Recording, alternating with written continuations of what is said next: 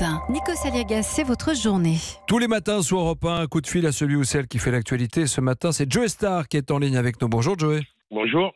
Vous reprenez sur scène un spectacle, parce que c'est un spectacle, même si c'est un monologue, que vous dédiez aux grands textes des penseurs, philosophes, politiques. Ça s'appelle Éloquence à l'Assemblée. Vous allez repartir en tournée. C'est quand même d'actualité de dire les mots de Victor Hugo aujourd'hui. Quand Hugo dit « Messieurs, songez-y, c'est l'anarchie qui ouvre les abîmes, mais c'est la misère qui les creuse ». Vous avez fait des lois contre l'anarchie, faites maintenant des lois contre la misère. Il y a une résonance avec ce qui se passe aujourd'hui en France? Ah bah ouais, j'ai envie de dire complètement, mais de toute façon ça a toujours été, hein, quoi qu'il arrive. Voilà. Ce qui est assez étonnant, c'est qu'on se rend compte que la nature humaine ne change pas, quoi.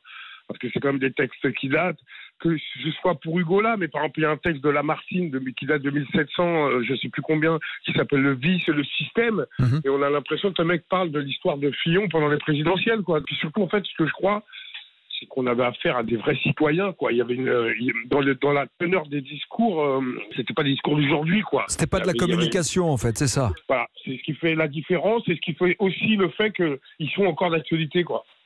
Comment réagissent les gens dans la salle lorsque vous, justement, reprenez les mots de Lamartine, d'Aimé Césaire, de Simone Veil, de Robespierre, de Malraux? Comment je dirais, j'ai presque envie de dire, bon, comme on n'est pas au stade, c'est pas à chaque fois que je fais une punchline, voilà, j'ai pas de ça réaction. siffle pas, oui. Mais je vois bien quand il m'arrive de faire quelques interventions où j'explique, tiens, c'est moi qui vais livrer Olympe de Gouges, bon, bah, ça fait plutôt réagir de manière positive, quoi, même avec étonnement.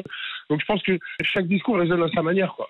Vous avez transformé la colère de jeunesse qui a donné de la création artistique en quelque chose de plus profond, de plus mature aussi aujourd'hui.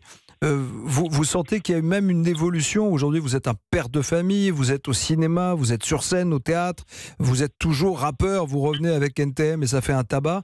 Qu'est-ce qu'on a à apprendre de tout ça, Joey Starr? Outre tout ce que tu viens de dire, j'ai surtout 51 ans, donc effectivement, ça résonne plus de la même manière.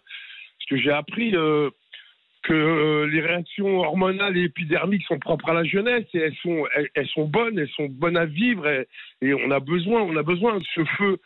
Je pense qu'après les choses, je sais pas, aujourd'hui je gagne ma vie, je suis plutôt un privilégié, donc le système m'a un peu happé. De tout temps, je pense avoir eu une attitude qui correspond à mon environnement, quoi.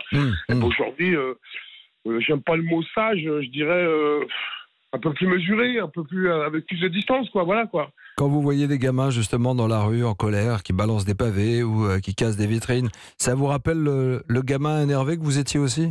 Ah bah moi, oui, effectivement, je pense que j'aurais pu en être, mais c'est même sûr, quoi. Nous, on faisait des graffitis, c'était notre manière de pouvoir exister. Donc je comprends, il y a un truc très légitime à ça, quoi.